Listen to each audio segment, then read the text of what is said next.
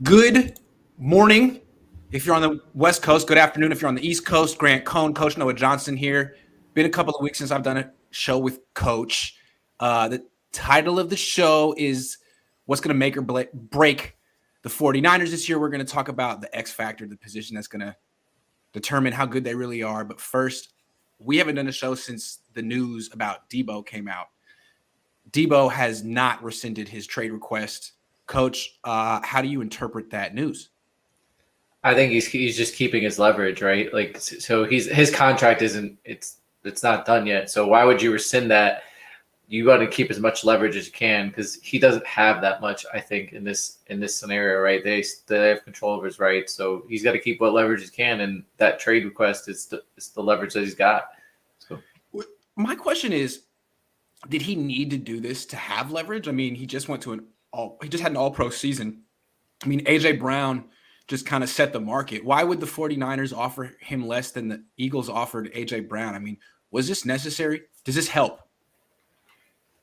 I mean, to be honest, I think the Niners are like, whatever. Like, I think they pretty much they pretty much just ignored the trade request, right? Like I guess they fielded offers, like unless you blew them away, they weren't even considered, like offers that nobody would even offer them. That those are the offers that they were like, they wanted 2 first-round picks, which nobody was interested in giving. So they didn't really field any realistic trade offers by all accounts.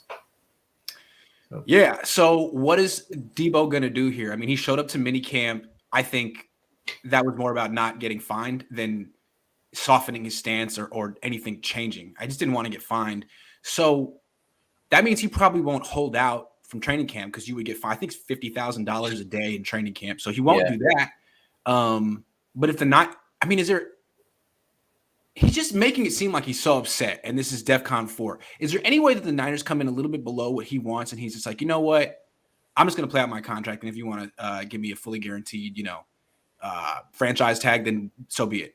Probably not. No, not the way Deebo's lifestyle is. Like he's going to want that cash now. I mean, and most people, and honestly, even that lifestyle aside, like most players are going to want the cash now. They're not going to want to take the risk of just playing on a. That's why this feels like a stupid drama to me. Like we all know we all know exactly what he's doing. He's going to get the A.J. Brown contract, and so this.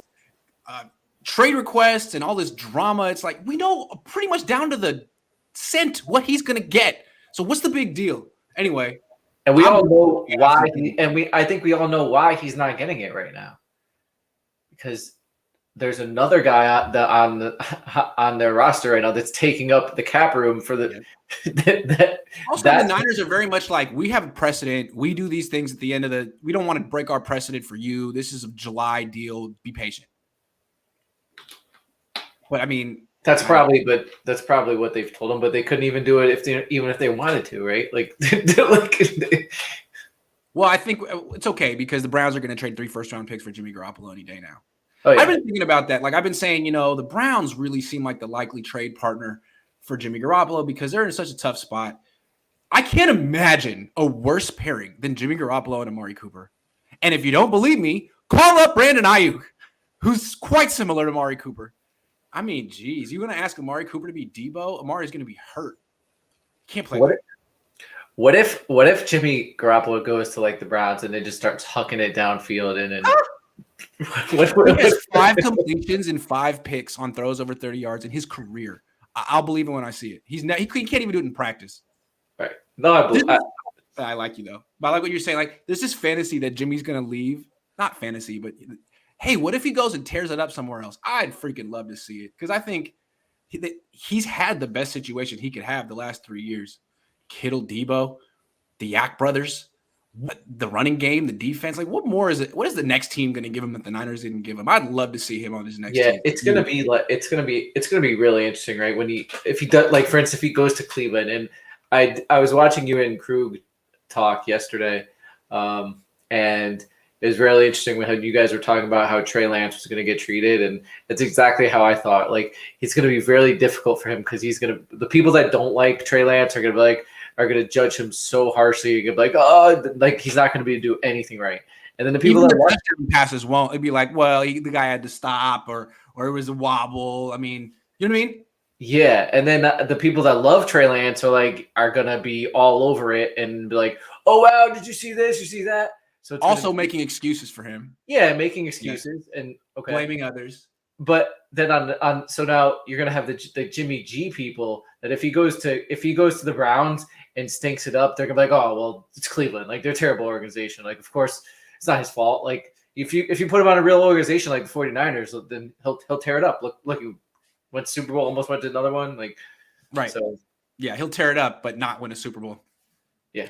Anyway, so this whole Deebo drama feels like a non-story that we covered very closely because Deebo like ratcheted up the tension a little bit, but I still think he's going to get pretty much exactly the AJ Brown contract, and none of this was necessary. But I guess we made, gave us stuff to talk about. We made money, so that's great. Thanks, Deebo. Put it that way. He helped you out. Yeah, he did. He did. All right, let's move on and talk about the topic of the show. The position group that will determine the 49ers' success in 2022. If you don't mind, I'll go first. I'm not going to make a big thing about it. But I feel like this season is all about the quarterback position. The Niners haven't said who it's going to be. They're making a transition. It's probably going to be Lance. He hasn't had an experience. And everyone's talking about pretty much, the team's going to go how Lance goes. Probably. But I don't know about you. I'm pretty optimistic about Lance. I've seen him practice a lot. We've seen some glimpses. He looks good. He's very talented. My question really, and I feel like the people who think this team's going to be really good believe in this one position group on this team. And the people that are kind of down on the team, like me, are really skeptical of this one position group. And it's a big question mark. The offensive line, to me, is going to determine how good this team is. We know they've got an elite defense. Every freaking year they have an elite defense. They can run block.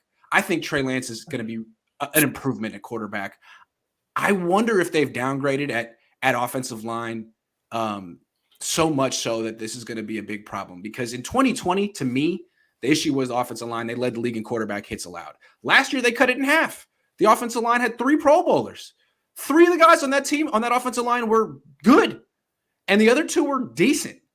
I don't know, like, what is this offensive line this year? Is it back to total uncertainty? And if it is, I think that really can ruin a whole team. I would generally agree with that, but I'm just going to say the quarterback just because the quarterback, because look what happens in the past even with Jimmy Garoppolo, when Jimmy Garoppolo plays, the 49ers tend and that's Jimmy, who we all or most of us have a lot of reservations about. But when he played, they actually did well. When backups played, they did not. So I think, and this is throughout the league. I mean, ultimately, your quarterback generally determines your success. Now, could Patrick Mahomes be on, I don't know, the most garbage team and go to the Super Bowl? No, but he would make them a lot better, right? Like, you're right.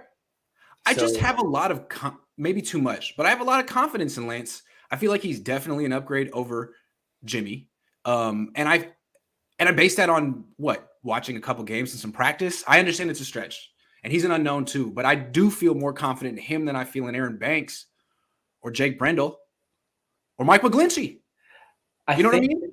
Yeah, I think that to me, I think the value of a good quarterback is like 2 to 3 players, right? So it's like, so I agree. If he's that guy, right? It's like it's almost like you're adding a guard. Like there's not a guard per se there, but it's like you're upgrading a guard because your quarterback is better, right?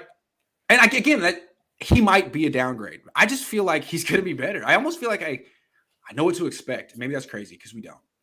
I just feel like he's going to be pretty good. I feel like it is too. I mean, and so I think that I think and I also think that. I think at worst he's the same as Jimmy Garoppolo, and at worst, if at worst he's the same as Jimmy Garoppolo, and the team is equal to what it was last year, then they should be in the same. I mean, but like the 11-on-11 run game he had, like the run game has to be better, unless the offensive line is just total trash. And I don't know that it's going to be total trash, although it's really hard to know what to expect with that left guard and that center. Those 2 guys, wow. No idea. One thing you say, I think you can say with the Niners line is that even when guys get hurt and they replace guys, they tend to still be able to run the ball. True. Like their backups can still run the ball. Like, so I would expect them to still have a strong run game. The question would be, is pass pro, right? Which they're questionable. Some of those guys are even questionable when the starters do play, right? Like, I mean, obviously Trent Williams, he's a man on his own. But some of those other guys, I think there's a lot of questions about. Like, look, I mean, McGlinchey, the question with him is like, can he recover and be what he used to be? Because a lot of people felt he was good enough. Maybe he was. I mean, not for a top 10 pick, but maybe he was a good enough starting right tackle. I really have questions about Banks and Brendel. Like, is Banks Josh Garnett? You know, is he one of these guys that's like, wow, you can't play? We have no idea what to expect from him. And the fact that he was inactive all the last year makes me wonder. Like, I guess we'll see. And Brendel too. Like, are these guys even starting caliber? Because Brunskill is a solid as a stretch. He's a decent starting guard. Is Banks? Or is he a liability? Is Brendel a liability? Because they didn't have any liabilities last year. Compton was terrible in pass protection. Really bad. But he was a hell of a run blocker. And he was the only really, really bad pass protector on the team. So he was terrible, though. So bad. I know what's going to happen. If Banks ends up being good, like you're gonna be like, why the hell didn't he play last year? Like this guy, he couldn't be active. Like, real quick, what do you think he's going to end up being good or not? Gut feeling, given we haven't seen it. I'm gonna say okay. I'm gonna say he's gonna be okay.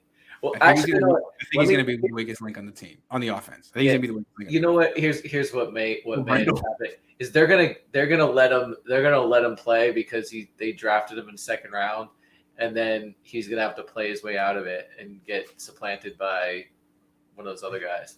He's gonna get here's my prediction. He's gonna get the Trey Sermon treatment from last year. He's gonna get all the reps with the first team, preseason training camp. They're gonna get a real long look at him, and then week 1, surprise! It's Colt McKivitz or something. You know what I mean? It's someone else.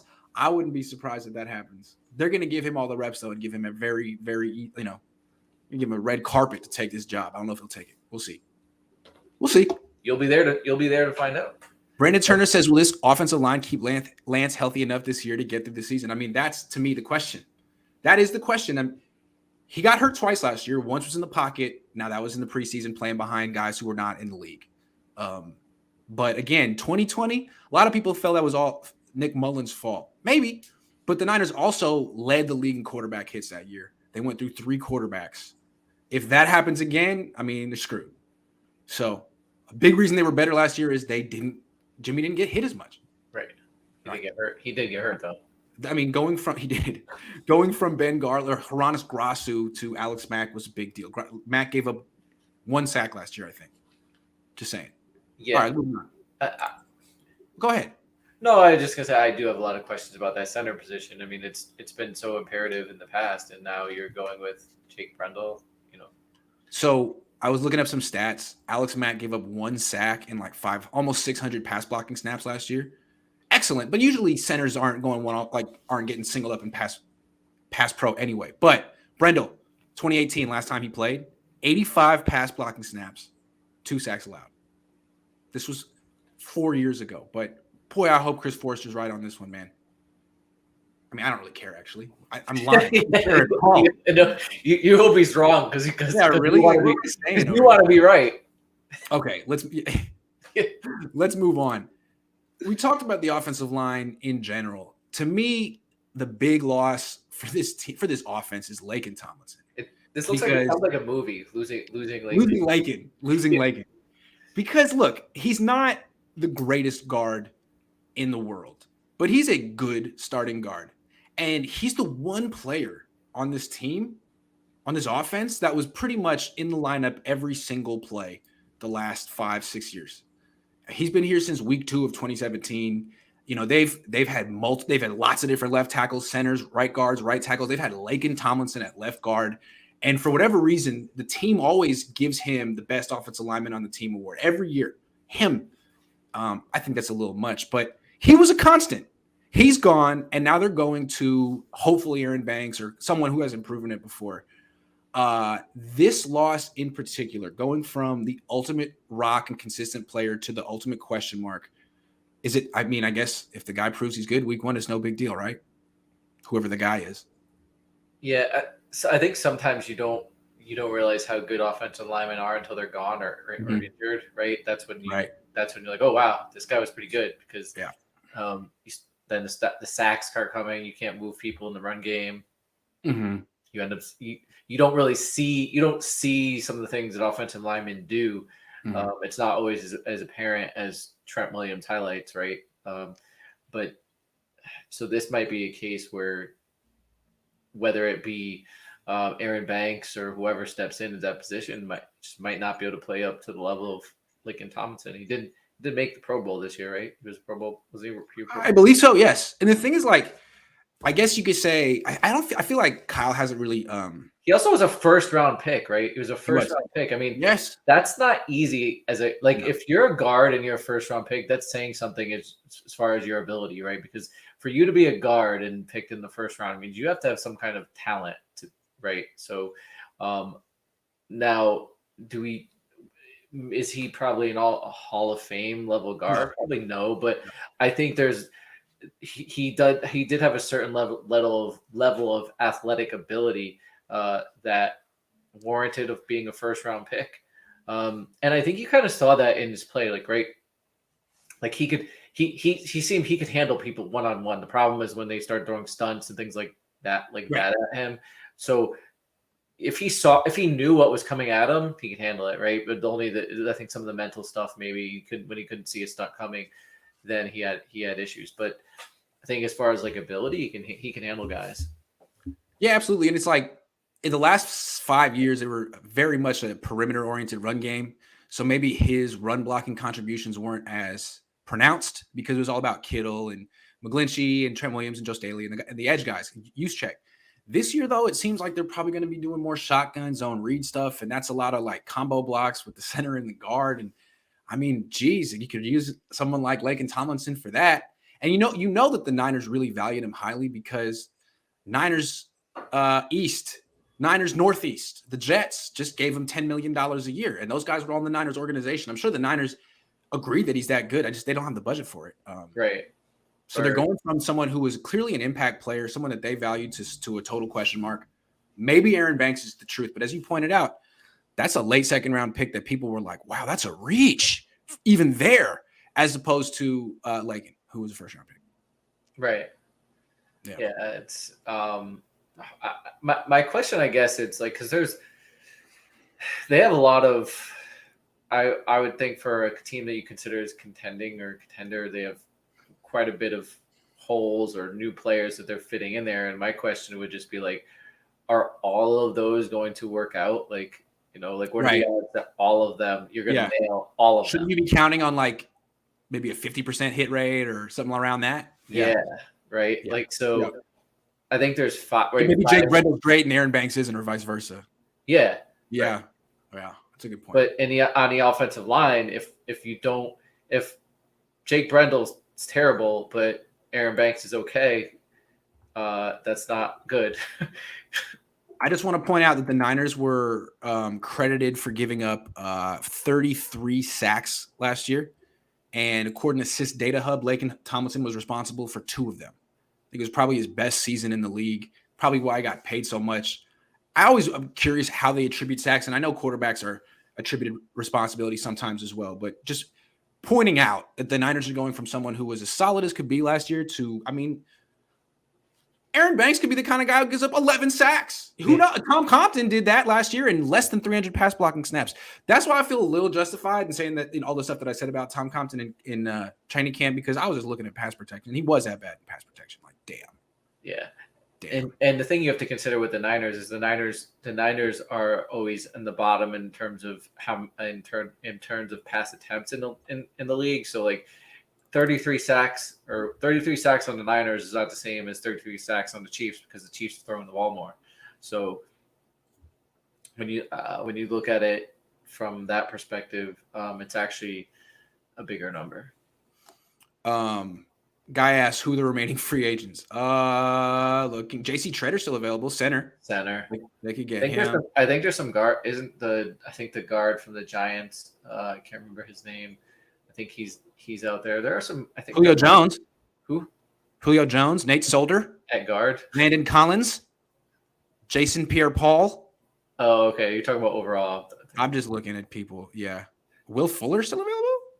Okay, so bonus topic since we're talking about this, or if the Niners did sign a free agent, where do you think, like, what position? Ndamukong Suh. Serious. That's probably Ndamukong Suh. How about that nose tackle? I'm just saying. Yeah, it does fit them, right? Like sign another defensive lineman. Isn't that Kyle said he wants 18, right? Yeah. What's wrong with that? Isn't that who Javon Kinlaw's supposed to be? Ndamukong Suh? Bring in Ndamukong Suh. He's 35. Who cares? Yeah. He won't come here, though. And Jason Pierre-Paul. He signed a tax-free state. Yeah, Jason Pierre-Paul. Why not? Yeah. JPP. He played for Chris Kasaric. Ndamukong Suh. Sign him on 4th of July. Do you remember those Jackass videos where Bam Margera would like hit his head as hard as he could on the Yeah. He was funny. I've been going back and watching a lot of the CKY videos because there's the new Jackass one and Bam's not in it, and they kind of just wrote Bam out of the whole history. Yeah. But when I was a kid, I kind of thought, I mean, that was the first exposure to Jackass I had was Bam beating up his dad, and then I fell in love with Pontius, but I mean, the first it was like, oh my god, who is this rock star who he's famous because he skateboards and hits his dad, and his dad thinks it's funny. Wow, I gotta watch this all the time. I love Wild Boys. Like Wild Boys was one of my favorites. Deebo and Pontius. Yeah, it was like Deebo and Bam was not that funny. Not me. But just like the stuff that what they would do, like dress up in a zebra costume and just run around the African savannah, like attacked by lions. Like who does that? The reason that show took off is because of Bam, my opinion. But I mean, he wasn't the best person on that show, but he was the star at the beginning. I don't know why. Because he's probably the best skateboarder. His style on the skateboarding. Yeah, Niners. If you're listening, maybe the new position group name could be Wild Boys. Wild Boys. All right. Isn't that a song by Duran Duran? Also, just saying. Okay, moving on. I did realize that topic down there, losing Lakin, sounds like a movie name, but then the guy we were talking about before was Chris Forrester, Finding Forrester.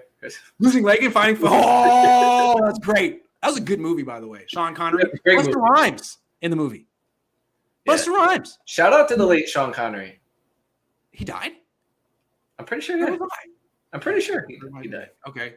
Yeah, shout out to the late Sean Connery. Let's move on. In the same theme, though, the theme of pass protection, defining how far this team goes, part of pass protection is the quarterback.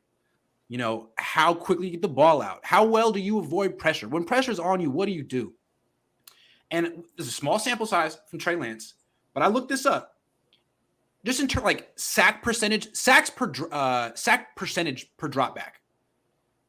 Garoppolo was 6.2, Lance was 5.3. So right away he got sacked less. And then I looked into it like sacks per pressure. When you're under pressure, what happens? Right. Garoppolo got sacked 32% of the time. Lance got sacked 21% of the time. So I think it's just demonstrable that he's going to avoid more sacks, obviously, than Jimmy Garoppolo. Now, it just takes one hit to cause an injury and have him be out for a while. But I do think that we're going to see one of the best qualities of Lance, and one of the things that shows right away is how he can make good things happen even under pressure. Yeah, you can those are great stats, but you can see it in the game. It does play out. You'd see on those games that he played there. I mean, and it's not just escaping outside the pocket. It's the little sidestep in the pocket to avoid the rusher at your feet and still keeping your eyes downfield. Yep. You know, like he actually did it. He's done it in college, right?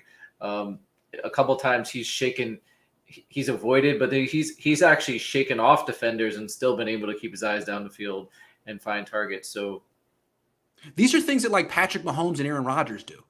Yeah, I think the other thing we haven't seen, and I think it'll show up eventually, is his lower power, his power in his legs. He's got ability to shake off defenders. So like there's going to be times where he doesn't see a DB blitzing or something, and he's going to be able to shake that off and still get the ball downfield. If you remember early young Ben Roethlisberger, he did a lot of that. He was Yeah. big. He was pretty quick for his size, and he was stiff-arm pass rushers. And he would extend plays, and that's how he got a lot of his big plays. I think Lance can do a lot of that. I think he's probably as big as young Roethlisberger, as strong as young Roethlisberger. And what intrigues me the most is of those sized quarterbacks, I think he's the quickest one I've ever seen. You know what I mean? I mean, he's a big dude, but he's really quick. I mean, he's quick, not like Lamar Jackson, but I mean, he's damn quick. He's quicker than Colin Kaepernick was. I like it. He's a good athlete.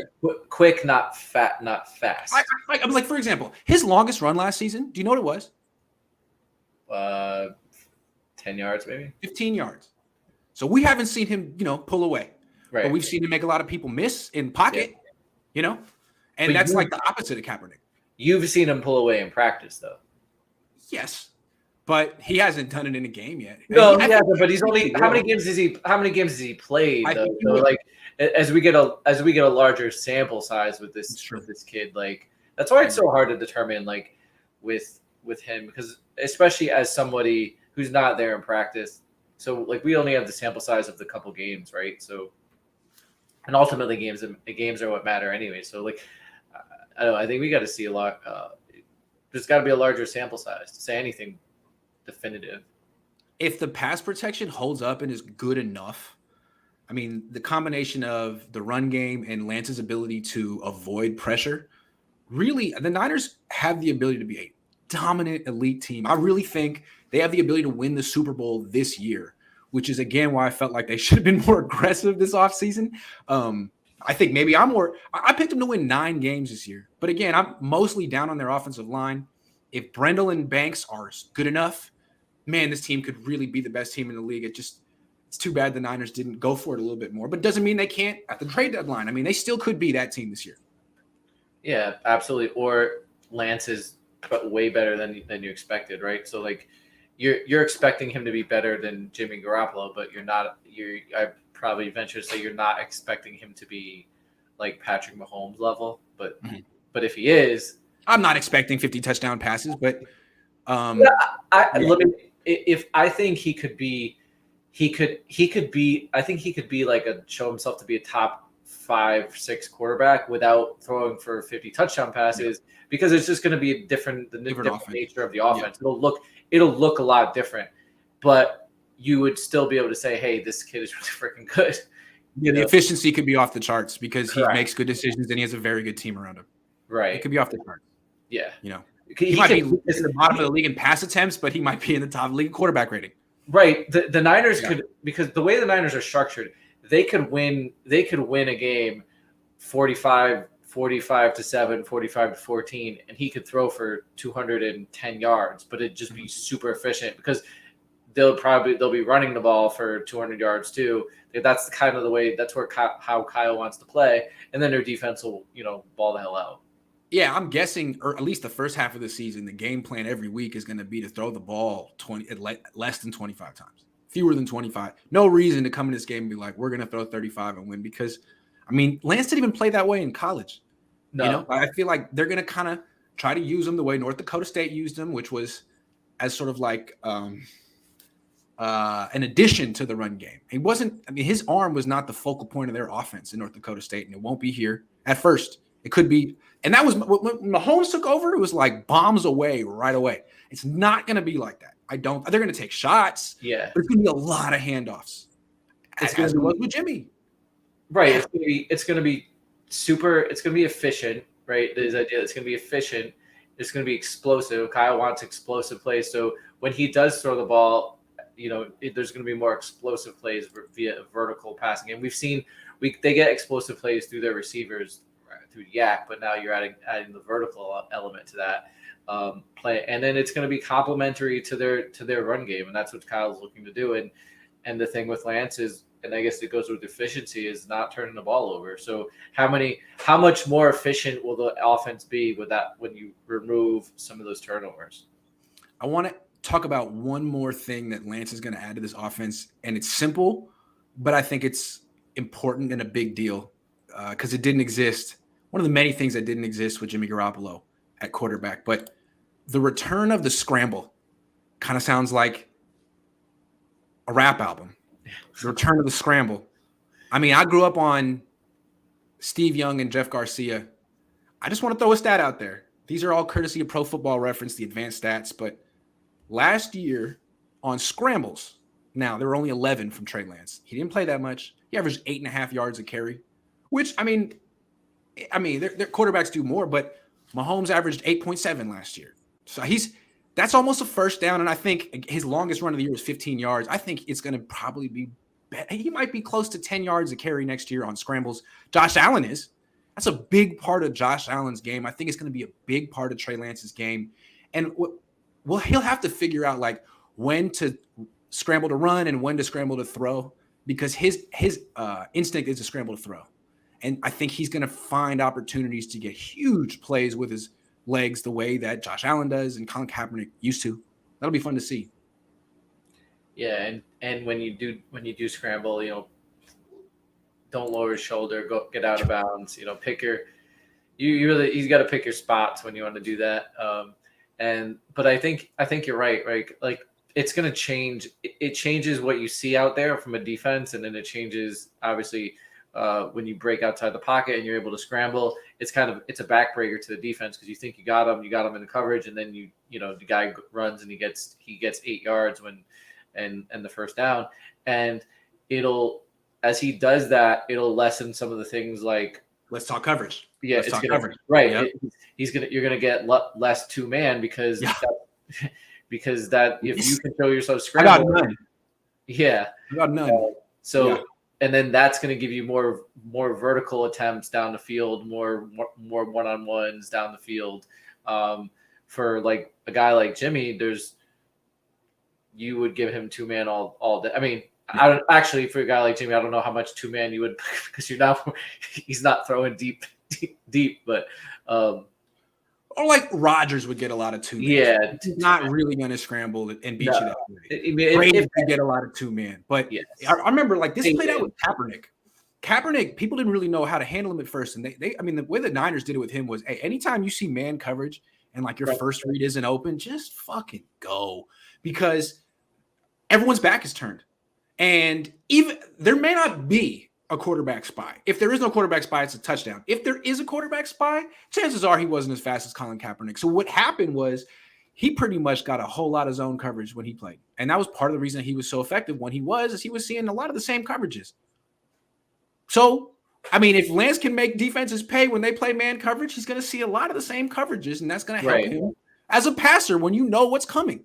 And that's some of the things like when they say for a young quarterback, okay, the league figures him out. The league, because they start to get some of those tendencies, they get some of those feels of what he likes and what can we get away with, and then as the defense starts to build, the scouting report becomes much more sophisticated. Right. Yes. Right.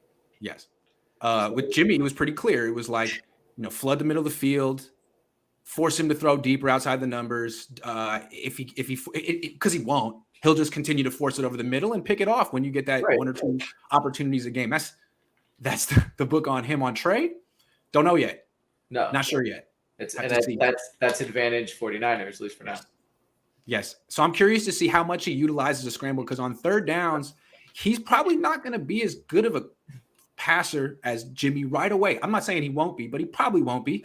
I mean, that was Jimmy's best thing, I guess, third down passing. But if Lance takes the scramble lanes when they're there, they could be a much better third down offense. Right. Because that's a hell of a if you're averaging 8.5 yards a scramble, 3rd and 6, that's a first down. Yeah, especially if you're getting like to what you just alluded to. If you're getting better production earlier in the downs, it's going to make third down a lot easier. Like how much, are you getting 3rd and 5, 3rd and 6 versus 3rd and 10, right? Because 3rd and 6, 3rd and 5, it's a lot easier to scramble for that than 3rd and 10. Well, teams that are in 3rd and 10 a lot to me are teams that pass too much. Teams that pass on 1st and 2nd down, and they just happen to have one of those series where both were incomplete. The Niners aren't really that kind of a team. I mean, they're usually the team that runs at least on one of those 2 downs. Right. Usually they're in 3rd and manageable. Maybe I'm wrong, Probably their stats, probably stats saying Unless that. But usually running unless it's the Super Bowl, then all bets are off. Just hucking. No, I'm talking regular season here. All right, let's get off the Niners for a second and talk just sports in general, legacy stuff. Since the Warriors won the championship, one big thing that people are talking about them, what makes it so impressive, is that it's a homegrown championship. You know, Steph, Clay, Draymond, all drafted by the Warriors. In your opinion, does it make a championship more meaningful when it's quote unquote homegrown? I think a lot of fans see it this way, but in what other walk of life does it like? Do we like dock people for not doing it at home? I think it matters in the NFL. No, Steve Young wasn't homegrown. No, it wasn't. But I don't think it. I don't think it should matter through all sport. I don't think it should matter in life, right? Like Grant, if you decided, like I know you are homegrown, right? You're working around your area, but if you decided that you're gonna go take your thing to New York, and you had a successful career in New York, like would people be like, oh well, Grant didn't stay home, he didn't do it at home, like right? It's like, true. That doesn't make any sense at all. Yeah. No, like if you live in a different country that doesn't have the same opportunities here in the United States, and you move to the United States, like, oh, you moved to the United States, you cheated, like, no, that's stupid, and you wouldn't say that. So like when you start talking about players and player movement, like let's be honest, like there are certain organizations that are better than other organizations. There are certain cities that are better than other cities. So if you wouldn't dock a person in their life for moving and having some movement, why would you do that to a player?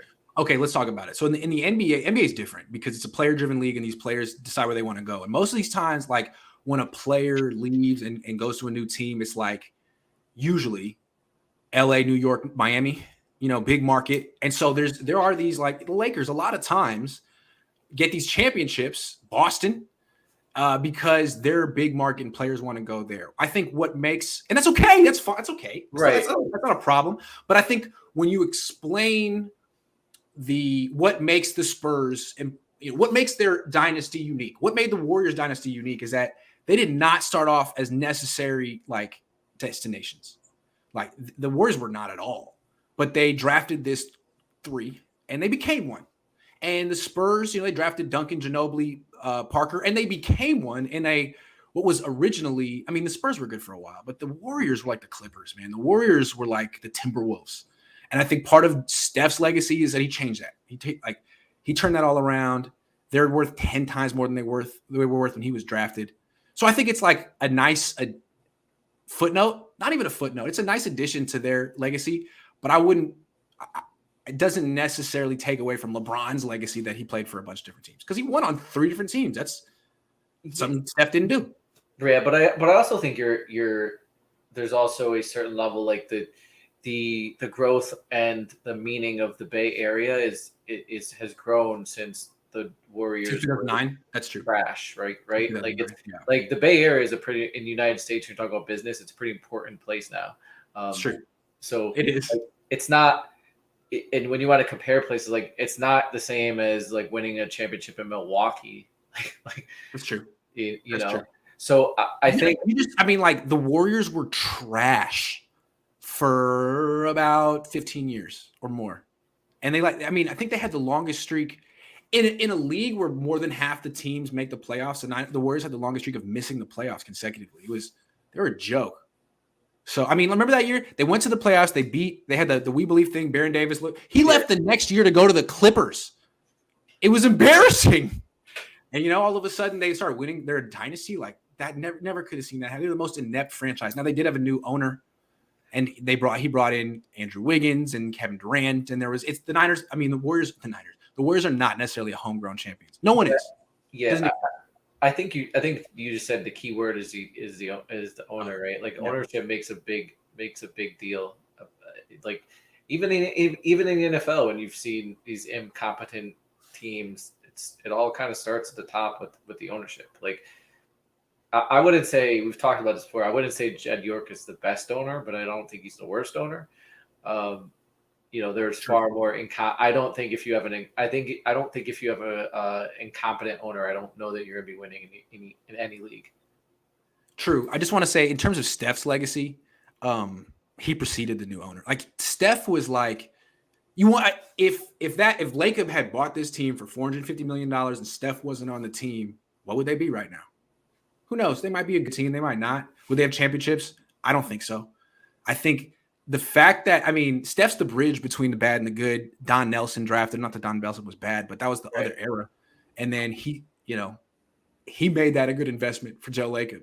Then Jerry West came in and brought in Klay Thompson, who was the perfect sidekick for.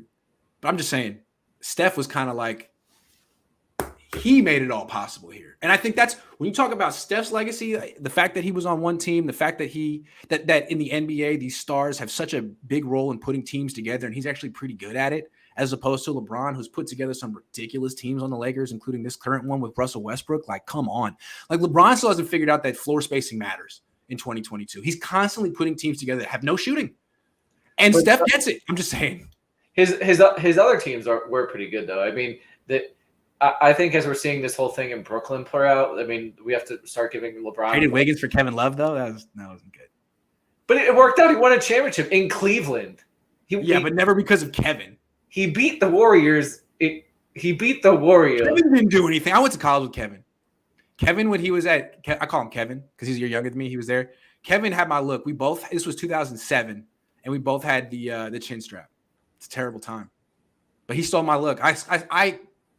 I maintain that he saw me on campus. He was like, "Oh, I want to look just like him." Kevin, I'm on to you. He was solid with the Cavaliers. The Timberwolves. He couldn't defend anyone during that time. No, he was so bad on defense, as opposed to Wiggins. He did have what you just said was spacing because he could hit threes outside. Yeah, you're right. But anyway, Kevin, don't you think what this whole thing that's going on with Kyrie actually makes LeBron look better? Because LeBron's like the one guy that was able to actually win with Kyrie. Everywhere else Kyrie goes, it's a dumpster fire. Dude, LeBron's legacy is pretty ironclad. If he's not the greatest player of all time, he's in the conversation. He's had the most longevity of any great player ever. To me, him, Curry, LeBron, him, Jordan, Bill Russell, those four, pretty much the Mount Rushmore of basketball, in my opinion. Maybe I'm too high on Curry because I'm local here, but I don't know.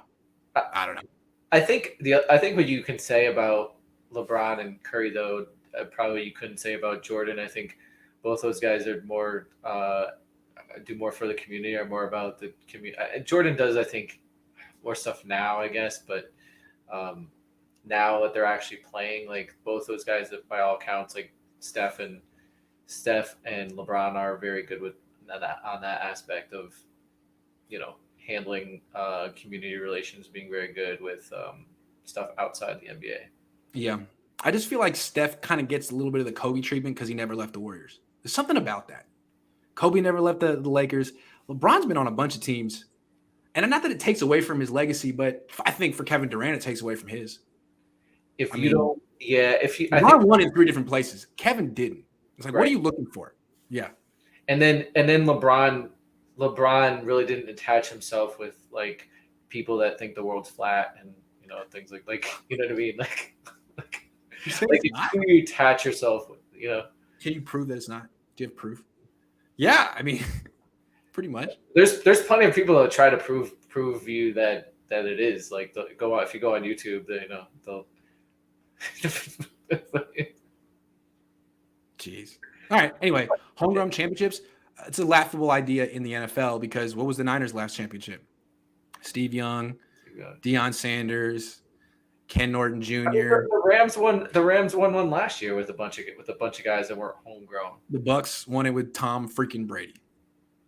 Yeah, are the Rams supposed to like apologize because they won a Super Bowl with Matthew Stafford? Like he's never didn't draft them. So and if Jimmy Garoppolo was like a top 5 quarterback, I don't think Niners fans would be like, oh man, like we gotta get a different quarterback because he's not homegrown. Like this to me is a basketball conversation, and basketball is always like needlessly wrapped up in legacy. And there's they just move the goalposts constantly. It's 1 week it's about finals MVPs, as if that fucking matters. Like that's voted on by the media.